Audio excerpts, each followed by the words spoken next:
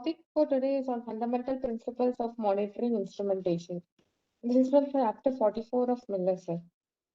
Okay. So, patient monitoring has been a key aspect in anesthesiology. As an anesthetist, we use all senses of sight, hearing, and touch in the form of stethoscope, sphygmomanometer, electrocardiograph, and now it's supplemented by pulse oximeter, expired gas analyzer, evoke potential monitor, and transesophageal echocardiography. So, understanding how these devices work is a vital part of our knowledge.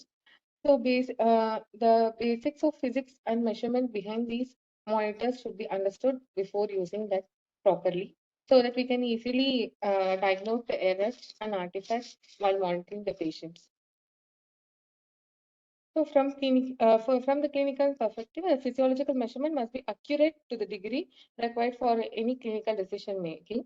For understanding, we should understand what is accuracy, what is precision, and what is bias. Accuracy is Accuracy and precision both are different. Accuracy is how close a value is to the true value, whereas precision is how repeatable the measurements are.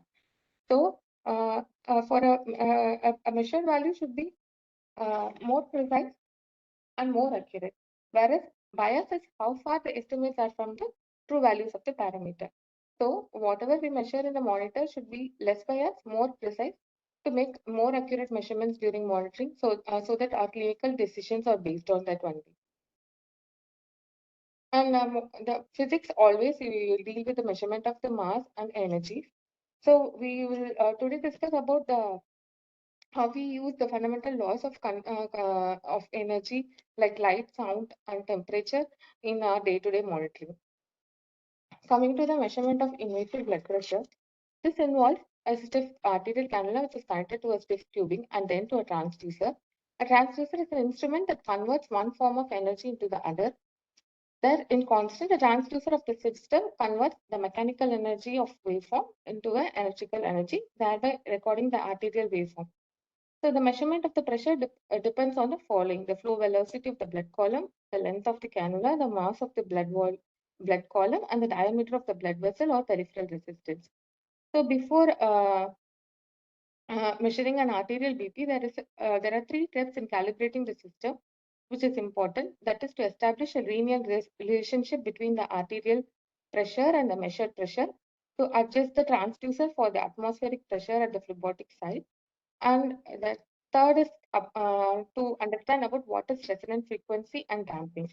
Resonant frequency of the measuring system is kept very high compared to the frequency of the arterial system, so that the signals are not amplified and we do not measure an exaggerated pressure due to resonance.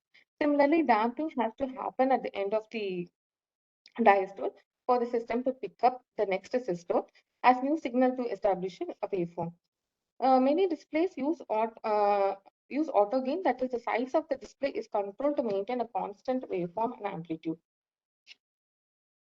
In mechanical systems such as conventional liquid filling tubing, the pressure transducer for measuring arterial blood pressure, frictional forces can damp the signal.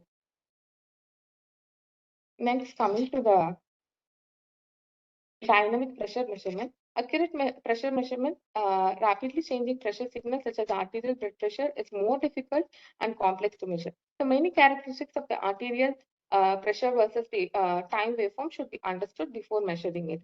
Systolic, diastolic, and mean arterial pressure is given by the maximum, minimum, and average pressure values during the cardiac cycle.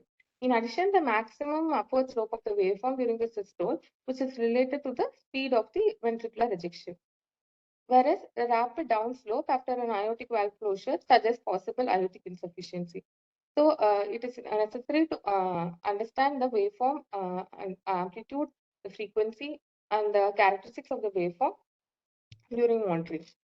A modern pressure transducer is a device that changes either electrical resistance or capacitance in response to changes in the pressure in a solid state.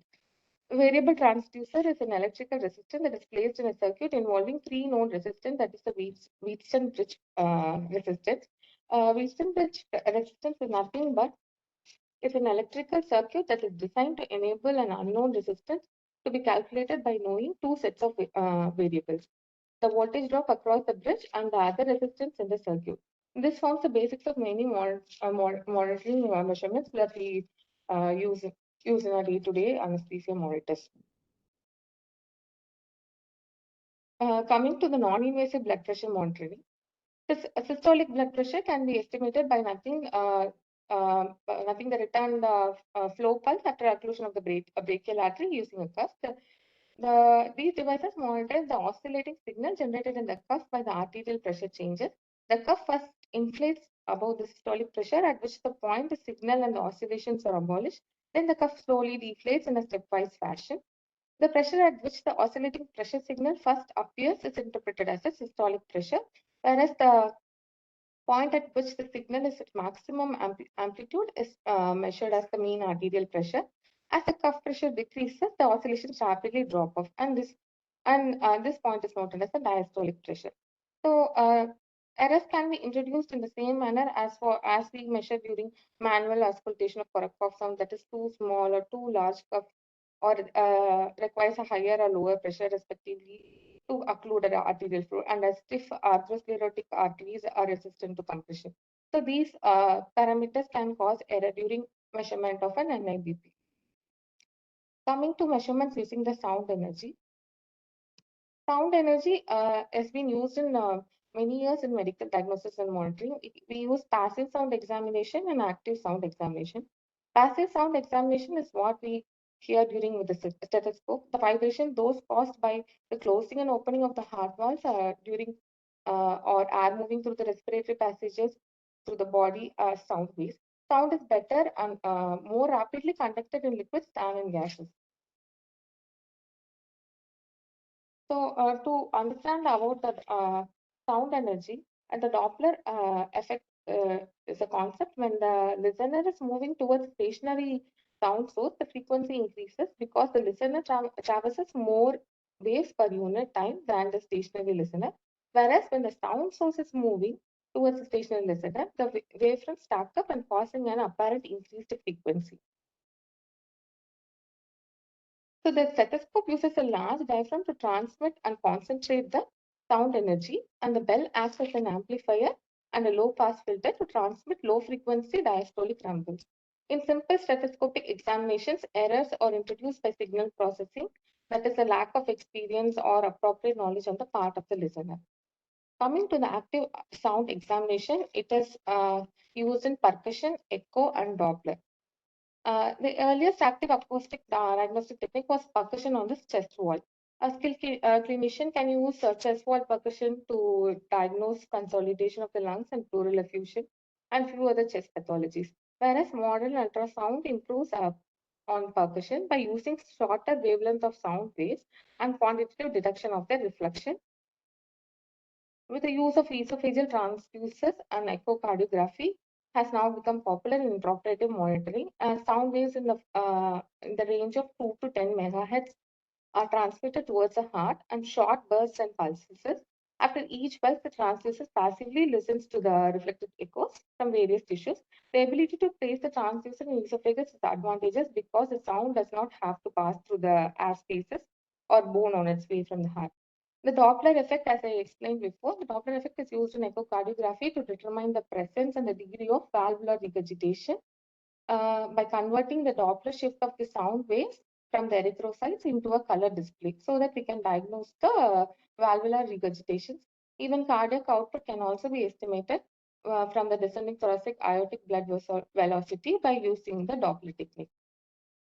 Coming to the measurements of electrical energy. Measurements of electrical energy of the body system. Here also we have passive electrical examination, which is a concept behind the ECG and EEG, and active electrical examination, which is used in the neuromuscular block monitoring and the somatosensory potential. ECG and EEG, the potential difference experienced on the body surface in the tune of 0.1 millivolt to 1 millivolt. This is very difficult to measure on the equipment, as it is would greatly affected by the skin of the individual. Therefore, we use electrodes to enhance the potential difference of the system. Normally, the electrical charges from the heart gets dissipated all over the chest wall. But when we place a positive and a negative electrodes of ECG leads, the corresponding charges accumulate around the electrode without getting dissipated. And now the positive charges generated around accumulate around the cathode, that is the negative electrode of the lead, and the negative charge is generated and accumulated around the anode, that is the positive electrode. And this exaggerates the potential between the two electrodes, and the electromagnetic frequency generated from the heart becomes measurable on the system as ECG. The same principle is applicable to the EEG recordings also. Conductive gels are used to fixing the leads to reduce the resistance of the skin during examinations of the ECG. Coming to the active electrical examination, the measurement of evoked response after introducing an external current on potential to depolarize the image system. Here, the evoked responses in term of electrical current is too small for the system to pick up, as if and it's associated with the high noise measurement. Therefore, a concept called ensemble averaging is used. What is ensemble averaging is? It is collects and accumulates all the waveforms obtained during every response. In a normal single waveform, there would be evoked potential that is to be measured and noise. Noise would be both positive or negative. Evoked potential would more or less happen at the same time in every response. So when we superimpose the waves and add them up, evoked potential would be exaggerated and noise would cancel out each other so that artifacts can be reduced. So this entire concept is called ensemble averaging, and this principle is used in neuromuscular blocking and sensory evoked potential from the ear. Next, coming to the measurements of the light energy. The principles of light energy is what we use in a pulse oximeter. So when light passes through the matter, it is transmitted, absorbed, or reflected. The relative absorption or reflection of the at different wavelength is used in several monitoring devices to estimate the concentration of the dissolved substances such as carbon dioxide, respiratory gas, and hemoglobin in plasma. And this type of measurement is called spectrophotometry. And based on this, the Lambert law of absorption, that is the concentration of the dissolved substance, can be determined if the incident and transmitted light intensity are measured. Pulse oximeter use red and infrared light wavelength of 0.6 to 1 micron, which is generally used to because the constituents of interest in of anesthesia like volatile anesthetic CO2 and hemoglobin are absorbed light within this range of 0.6 to 1 micron. So, based on the B. Lambert's law, the following monitors are used, that is capnometer, the anesthetic analyzer, and the pulse oximeter. Capnometer, a capnograph provides a continuous plot of PCO2 in the adhesive time graph. Physical design of a capnometer can be either mainstream or side stream, as already explained by Sir. The mainstream capnometer, the light absorption chamber is placed directly in the airway. The light source shines through the chamber, with CO2 being directly measured during inspiration and expiration. Advantages of this technique is it's extremely fast response time. There is no problems with clogging of the sampling tubes. And disadvantages of mainstream include the necessity of having a heavy infrared measurement device directly attached to the airway, which causes dragging of the endotracheal tube, and the unavailability of the devices that measure the anesthetic gases. Whereas with the side stream, a thin sampling tube is attached to the airway near the endotracheal tube. The samples are aspirated at 200 to 400 ml per minute into the measurement chamber, which is located in the monitor itself. And the advantages of this method is opposite to that of mainstream, that is, this is lightweight and it also measures both CO2 and anesthetic agents. Coming to the pulse oximeter, oximeters are devices that use light absorption measurements to determine the concentration of various species of hemoglobin. A human contains both four types of hemoglobin, that is oxyhemoglobin, methemoglobin, carboxyhemoglobin. Pulse of saturation, but methemoglobin and carboxyhemoglobin does not contribute to the oxygen transport. Therefore, the functional saturation is defined as the ratio of HbO2 to HbO2 plus reduced hemoglobin. Coming to the basic design of pulse oximeter, non-invasive in vivo meters measure red and infrared light transmitted through and reflected by a tissue bed. Pulse oximeter uses the wavelengths of 660 nanometer and 940 nanometer because these wavelengths are available in solid state emitters. Typically, the pulse oximeters use only two wavelengths of the light. The pulse oximeter use photodiode, which is used in the sensor to detect the light, which can differentiate one wavelength of light from the another. Therefore, the detector does not know whether the light is uh,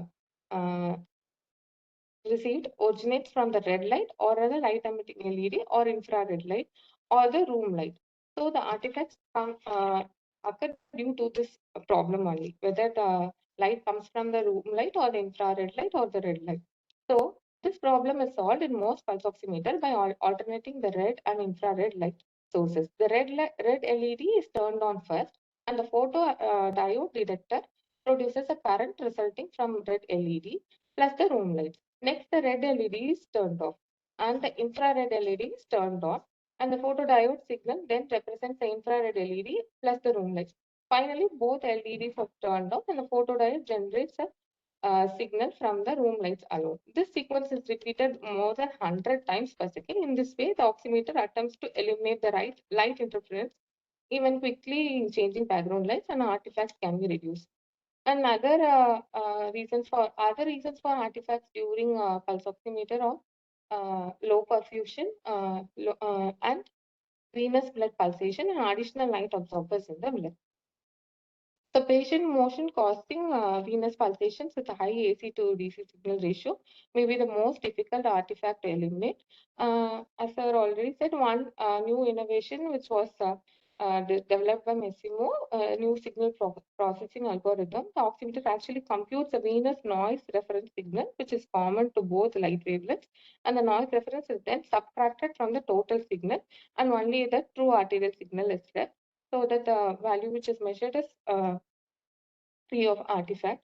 And more recently, the first multi-wavelength pulse oximeter, that is Rainbow RAD 57 pulse oximeter, has been introduced. This device uses 8 light wavelengths rather than the usual 2, which is capable of measuring both carboxyhemoglobin and also methemoglobin. Cerebral oximeters may also be able to measure mean brain hemoglobin saturation, which reflects the intracerebral balance among the venous, arterial, and capillary blood, as well as oxygenation of all three. Coming to the measurements of temperature, there are three techniques which are commonly used for measuring temperature. Those based on the expansion of the material as temperature increases, and those based on the changes in the electrical properties of temperature, and those based on the optical properties of the material. So electrical techniques for measuring the temperature can be divided into three categories, that is resistant thermometers, thermistors, and thermocouples. Resistant thermometers operate on the principle that the electrical resistance of metals increases with the temperature. So these devices frequently use a platinum wire, which is connected to a temperature-sensitive resistor, a battery, and a galvanometer to measure current, which can be calibrated to a temperature. Most of the temperature probes which is used in anesthesia are from the ones at the end of the pulmonary artery catheter to esophageal probes or thermistors only. So the physical problems with thermometers are few, that is, they are cracked or broken wires lead to high resistance and incorrect temperature readings. Thermocouples are conductors that generate voltage in response to a temperature gradient. The most commonly encountered example of infrared temperature measurement involves a tympanic membrane temperature monitor, which is used in recovery rooms, pediatrics, hospital wards, etc. Then coming to the measurements of flow, the principles of flow refers to the volume of liquid passing through a particular surface area per unit time, and its unit is cubic meter per second. The most common medical application determining the cardiac output by the pulmonary artery is thermodilution principle. The measurement of flow can be done by multiple methods, that is mass and volume flow meter, which is a concept used in North American Dragon mission when the tidal per minute volume gas is redirected to a measuring chamber where the volume is assessed. Dilutional flow meters are used to estimate the cardiac output O2 CO2 concentration, which operates by the Fick's principle. What is Fick's principle? Is the dye is injected of known volume and trial concentration is measured in the serum, and the blood volume can be calculated by dividing each other. That is the volume of the dye injected by the dye concentrate. Similarly, thermodilution flow technique is also used to measure the cardiac output. Cold saline is injected into the venous circulation through a cannula. The temperature change in the blood in the arterial system is estimated during it. using a thermistor. And coming to the last part is the balance of pressure in the flow meters, which we daily use in our anesthesia machine. So the most common flow meter used in anesthesia is a floating bobbin rotometer on the anesthesia machine, that is a torque tube. The variable orifice flow meter uses a balance of forces to determine a pressure change and to measure the flow. So when the flow meter valve is open, the flow of gases through the annular orifice between the bobbin and the tapered glass tube provides a force to raise the bobbin. So as the bobbin rises, the area of the annular gap between the bobbin and the tube increases as a result of the tapering of the tube. So as the area of this gap increases, the pressure change across the bobbin decreases, and the pressure change across the orifice is inversely proportional to the square of the orifice area. So the bobbin ceases its upwards motion at an equilibrium point where the upward pressure of the force balances the downward. So thus the height of the bobbin in the tube is directly related to the gas flow. So this principle is used in our day-to-day flow meter. That is, the tube is actually tapered as it comes down, and the bobbin and the raise of the bobbin determines the flow. Although this flow meter is simple in principle, this application becomes more complex when the flow in the tube changes from the laminar to the turbulent, as the velocity and the diameter also increases. Another flow meter we use Bourdon tube, which keeps the orifice constant and allows the pressure to vary. Thank you. Okay. A very exhaustive presentation which has taken almost 30 minutes for you to read out.